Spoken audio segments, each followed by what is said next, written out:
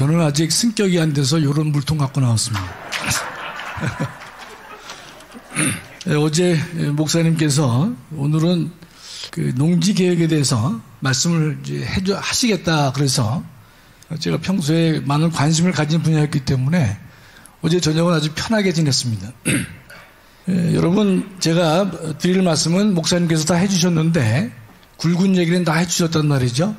저는 일부 보완하는 내용만 제가 주로 소개를 해드릴 터인데, 여러분이 기억하실 것은 이승만 대통령의 농지개혁이 대한민국 국가 개조에 어떤 영향을 가지고 있는지, 어느 정도 비중을 가지고 있는지를 여러분이 한번 꼼꼼히 따져보시면 좋겠습니다.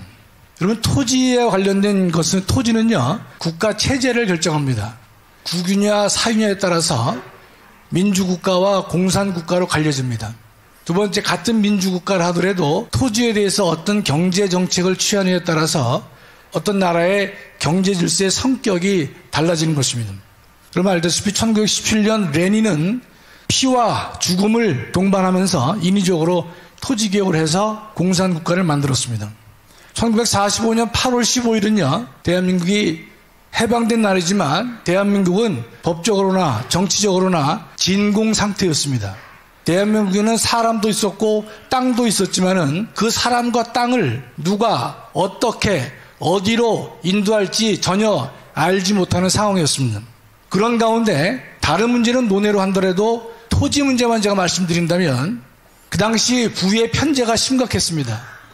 국민의 70% 이상이 소작농이었습니다. 소작농은요 신분 세습되는 그런 존재들입니다. 그러면서 대한민국은 비좁은 국토였었죠.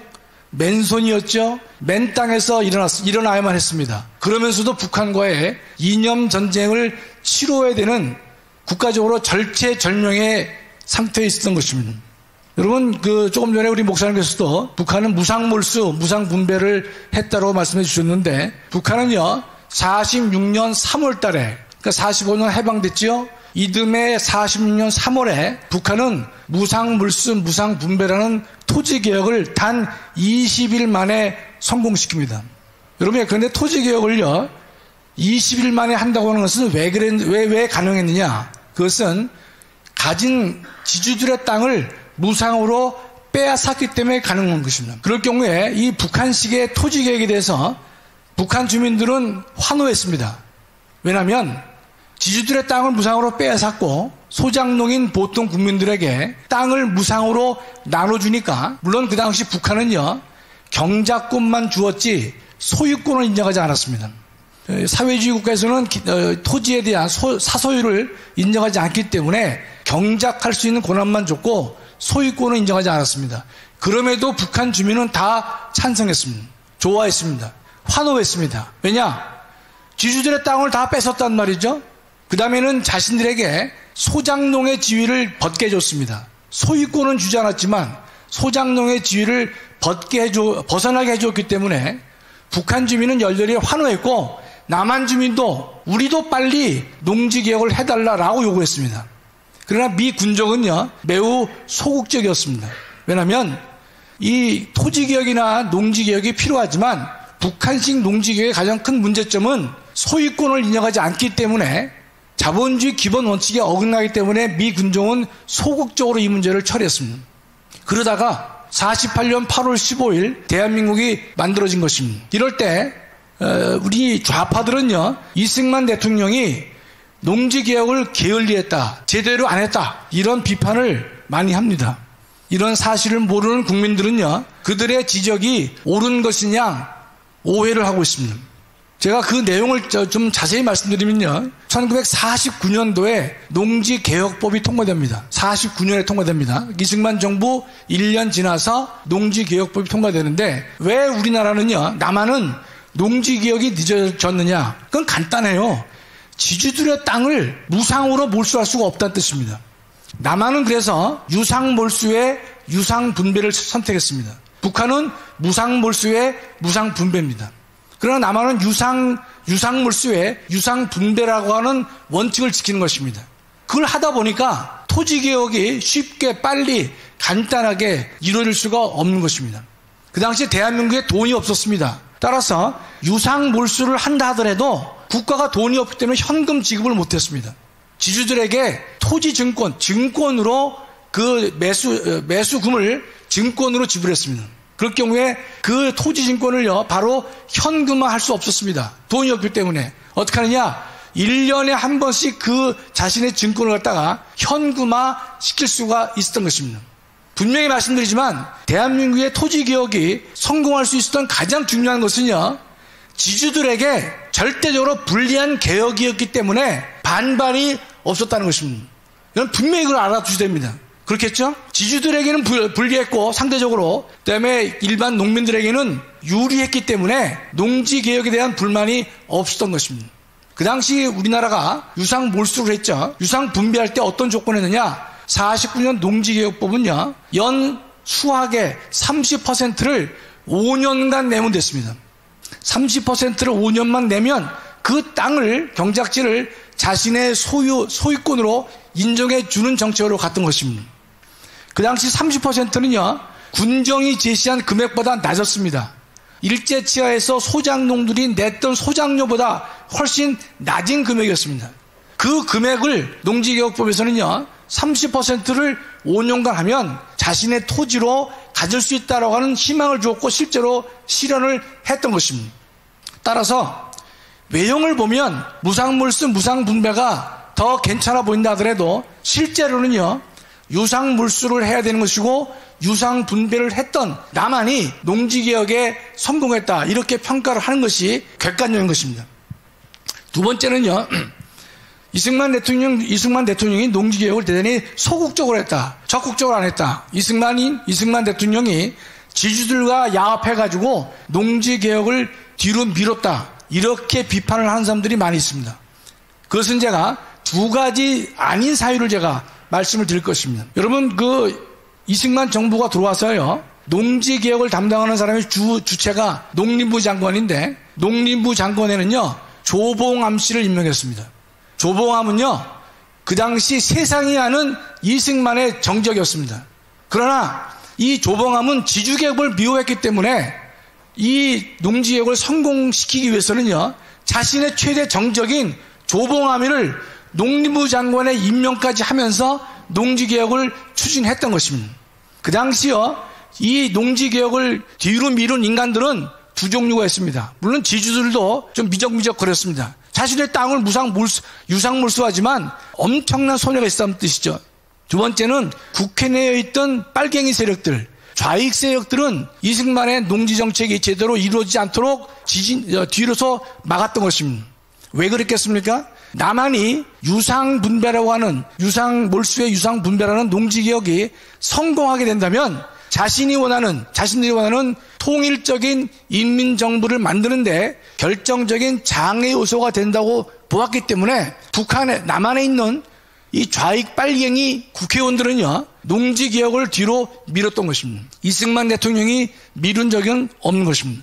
조봉암이를 임명해서, 자신의 정적인 조봉을 임명해서 농지개혁을 할 정도로 이승만 대통령은 과감했고 또 객관적으로 이 문제를 정리했다, 이런 뜻입니다.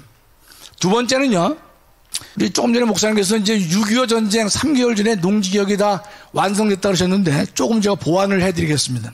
여러분, 이승만 대통령, 우리가 50년도에 6.25 전쟁이 발생했는데 여러분 50년 4월달과 5월달에, 4월달에는요 모든 농민들에게 농지분배 예정 통지서를 4월달에 발부를 했습니다. 그 다음에 5월달에는요 본인들이 토지대장을 열람하면 이 땅이 내 땅이 될 수 있을 것이다 라는 사실을 5월달에 알 수가 있었습니다. 이건 매우 중요한 사실입니다. 6.25 발발 한 달 전에 대한민국 국민들은요 내가 30%씩 5년간 돈을 국가에 내면 저 토지가 내 것이 될 거라는 사실을 전쟁 터지기 한 달 전인 5월 달에 알 수가 있었습니다.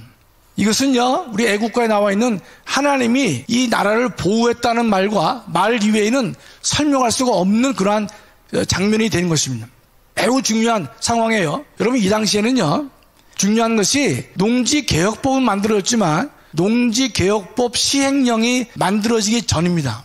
조금 전문적인 제가 설명을 드리는 건데, 하나님께서 이승만 대통령을 통해 가지고 그 일을 하게 했다는 사실을 제가 개인적으로 증명하기 위해서 말씀을 드리는 거예요. 여러분, 일단 법률이 만들어지면요, 여러분 이런 겁니다. 예를 들어서 노인에게 노인 복지를 적극적으로 시행해야 된다라고 이제 법률이 돼 있어요. 그럼 많은 국민들은요, 그 법률 가지고 얘기합니다. 아, 법에서 노인 복지를 하라라고 했는데 왜 정부가 안 하느냐, 이렇게 하지만 저 같은 법률 전문가는요, 그 법률을 보지 않습니다. 그 밑에 있는 시행령을 봅니다. 시행령을 보면요, 노인복지를 하라고 되어 있지만 시행령에는 노인복지에게 월 20만 원을 지급해라, 30만 원을 지급해라라는 시행령이 만들어져야 되는 것입니다. 그 다음에요, 시행령이 만들어진다고 여러분 30만 원이 들어오지 않습니다. 시행세칙이 또 있어야 돼요. 뭔가면 노인연금 30만 원을 받으려면요, 거기에 양식이 필요합니다. 그렇죠? 이름도 쓰고 뭘 쓰고 등등 서식이 필요해요. 그 서식이 시행세칙입니다. 그러면 모든 법률들은요, 온전하게 시행되려면 시행령과 시행세칙까지 완비될 때 비로소 법률은 시행되는 것입니다. 국민의 권리 의무와 직접적 연관을 짓게 되는 것이에요.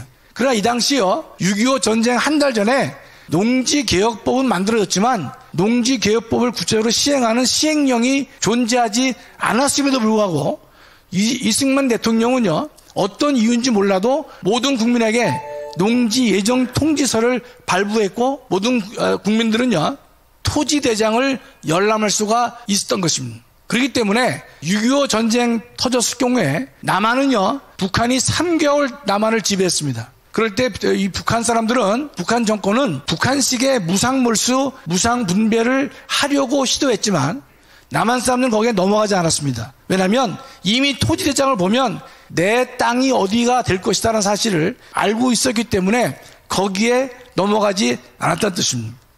매우 중요한 것이죠.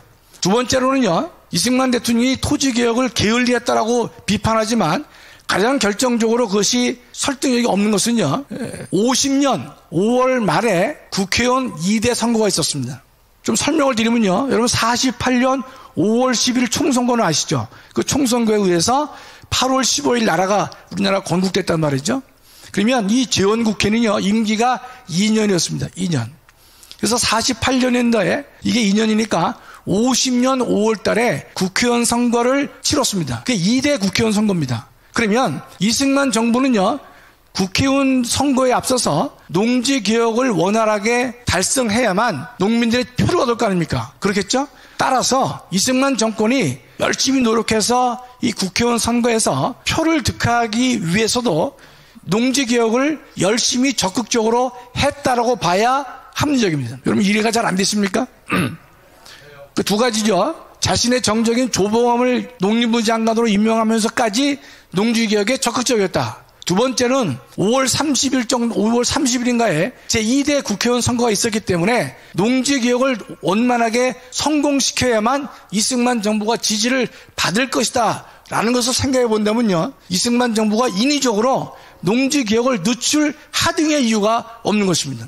그럼에도 불구하고 이 좌파들은요, 이승만 대통령이 지주와 공모해서 농지개혁을 뒤로 미뤘다, 지지분열했다, 북한보다 늦게 했다라고 잘못되게 가르치고 있지만 제가 볼 때는 명백하게 옳지 않은 것이다, 이렇게 봐야 될 것입니다. 그래서 이게 농지개혁이 성공했기 때문에 대한민국은요, 근대화로 나아갈 수 있는 가장 중대한 계기를 마련한 것입니다.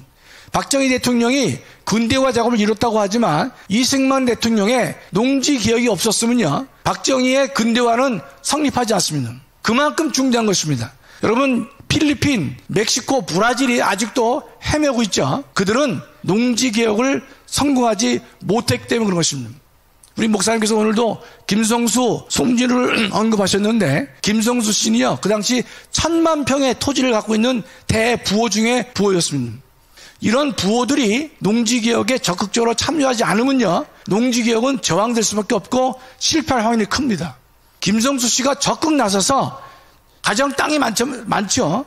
자기보다 비록 상대적으로 땅은 적지만 부호들이 많이 있었단 말이죠. 땅 많은 지주가 많이 있었어요. 그들을 김성수가 적극 나서서 설득하고, 야, 이거 우리가 이건 농지개혁을 제대로 해야 된다. 그래서 대한민국의 농지개혁은요, 김성수를 중심으로 한 그 지주개혁들이 자기를 헌신하는 마음으로 농지개혁에 동참했기 때문에 농지개혁이 성공할 수 있던 것입니다.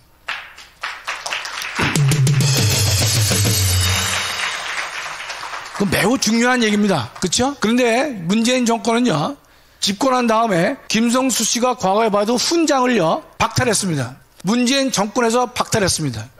왜 박탈했느냐? 김성수 씨가 친일 행각이 있었기 때문에 친일 세력이라고 해서 박탈했습니다.